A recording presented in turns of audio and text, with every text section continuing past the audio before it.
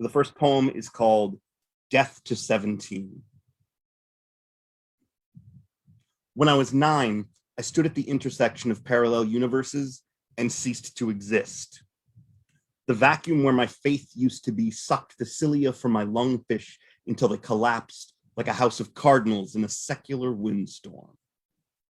When I was 8, I peered sideways through infinite self-doubt, preyed on the prayers of impatient predators. At 10, I peeled my hands apart, forgot how to sleep on my back. When I was 7, I split my personalities into days of the week. Monday, Tuesday, Stephen, Thursday, antisocial, jubilation, no prayer for salvation. At 11, I learned about palindromes. To escape the pressure to conform, I popped my ears like questions, learned that gravity yields to no one unless you suspend it just long enough to fly in the faces of convention, causing my peers to pop questions like ears of corn in a brush fire. When I was 6, I stained glass with Kool-Aid and holy water, dipped Easter eggs in blood, received communion from trembling, seasick hands. At 12, I gave up Sunday school for Saturday afternoon drama class. I saw God in the eyes of a teaching assistant, heard the devil in the priest's baritone.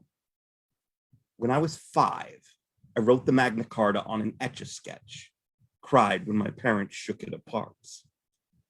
At 13, I got lucky in the men's department, grew into my elastic tongue, used it to fling balls bearing lust at my Fabergé friends.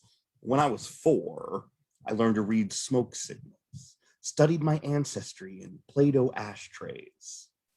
At 14, my heart stopped to ask for directions. Stand-up comedy told me this made me less of a man, but it was my dick that was driving me in circles through the wrong parts of town.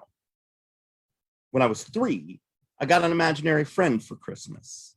I dressed him in my failures and insecurities, but every time I tried to play the blame game with him, he'd get confused, play hide and go seek. At 15, I buried my libido in beaches, tried to seduce the tide to take it away. When I was 2, I spoke fluent doublespeak. At 16, I drove the Pharaoh out of Egypt in an expedition, was plagued by the locus of my non-life's non-events. If I ceased to exist when I was 9, then what was I driving at now? When I was one mind, I dreamed each universe into creation. My first breath was the dust that settled in the chest of the serpent. When I opened my eyes, the sun moved to a respectable distance.